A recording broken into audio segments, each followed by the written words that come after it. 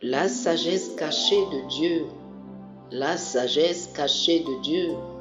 Chers frères et sœurs, amis auditeurs, bonjour à tous.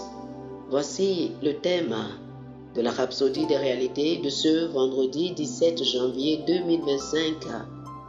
Notre écriture d'étude aujourd'hui est 1 Corinthiens chapitre 2, les versets 7 et 8. 1 Corinthiens chapitre 2, versets 7 et 8, la Bible dit: Nous prêchons la sagesse de Dieu, mystérieuse et cachée, que Dieu, avant les siècles, avait destinée pour notre gloire, sagesse qu'aucun des princes de ce siècle n'a connue, car s'ils l'eussent connue, ils n'auraient pas crucifié le Seigneur de gloire. Oh, alléluia! Le sacrifice de Jésus-Christ était en effet un profond mystère. Satan, étant un être créé et non omniscient, ne pouvait pas connaître la pleine signification de l'œuvre rédemptrice du Christ. La Bible révèle cette vérité dans 1 Corinthiens chapitre 2, versets 7 et 8 en disant: Nous prêchons la sagesse de Dieu, mystérieuse et cachée, que Dieu, avant les siècles, avait destinée pour notre gloire. Sagesse qu'aucun des chefs de ce siècle n'a connue, car s'ils l'eussent connue, ils n'auraient pas crucifié le Seigneur de gloire. Ici, les chefs de ce siècle ignoraient le but ultime du sacrifice de Christ. S'ils avaient compris la profondeur et la puissance de ce mystère, s'ils avaient donc compris la profondeur et la puissance de ce mystère, ils n'auraient pas crucifié Jésus.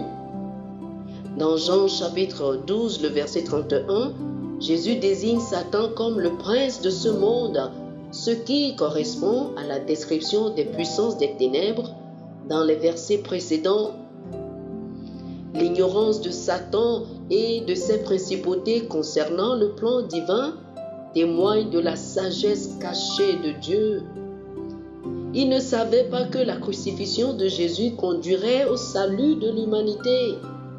1 Corinthiens chapitre 2 du verset 9 au verset 11 donne plus de détails en disant: Mais comme il est écrit, ce sont des choses que l'œil n'a point vues, que l'oreille n'a point entendues, et qui ne sont point entrées dans le cœur de l'homme, des choses que Dieu a préparées pour ceux qui l'aiment. Dieu nous les a révélées par l'Esprit, car l'Esprit sonde tout, même les profondeurs de Dieu. Lequel connaît les choses de l'homme si ce n'est l'Esprit de l'homme qui est en lui? De même, personne ne connaît les choses de Dieu si ce n'est l'Esprit de Dieu. Oh, grâce soit rendue à Dieu que nous connaissons et comprenons la sagesse et les mystères de Dieu. Il ne nous a pas caché tout cela. Ils ne nous sont pas cachés. Christ dans la Bible a été fait pour nous sagesse de par Dieu, selon 1 Corinthiens chapitre 1, le verset 30, et nous avons la pensée de Christ, selon 1 Corinthiens chapitre 2, le verset 16. Oh, alléluia, alléluia. Chers amis, faites cette prière avec moi. Dites ceci: Cher Père, je te remercie pour la sagesse cachée dans ton plan éternel et qui nous est révélée par le Saint-Esprit. Je suis reconnaissant que Satan n'ait aucun pouvoir sur mes pensées et aucun accès au plan que tu as préparé pour moi. Merci pour la victoire que tu m'as donnée en Jésus-Christ. Je marche dans la confiance de cette connaissance car je suis en sécurité en toi au nom de Jésus. Amen. Pour une étude approfondie, je vous invite à lire 1 Corinthiens chapitre 2 du verset 9 au verset 11, 1 Corinthiens chapitre 1 le verset 30 et 1 Corinthiens chapitre 2 du verset 12 au verset 16.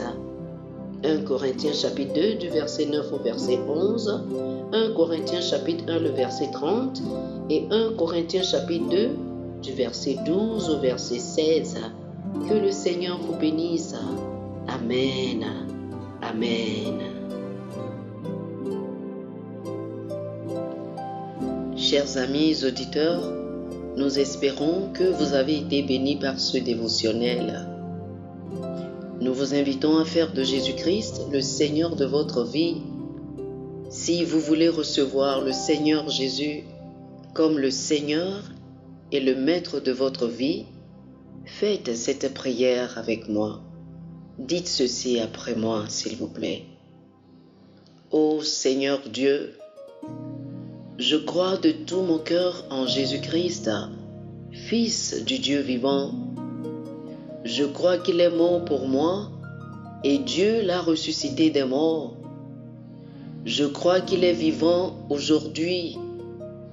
Je confesse de ma bouche que Jésus-Christ est le Seigneur de ma vie à partir d'aujourd'hui.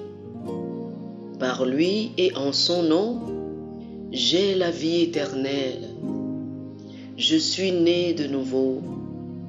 Merci Seigneur d'avoir sauvé mon âme. Je suis désormais un enfant de Dieu. Alléluia.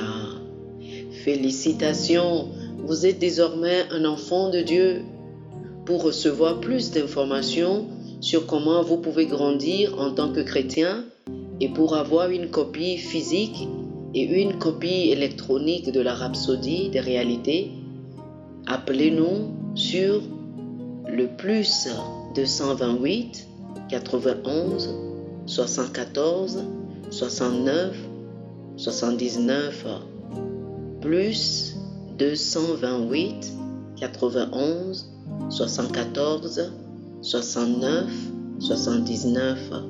Que le Seigneur vous bénisse abondamment. Amen.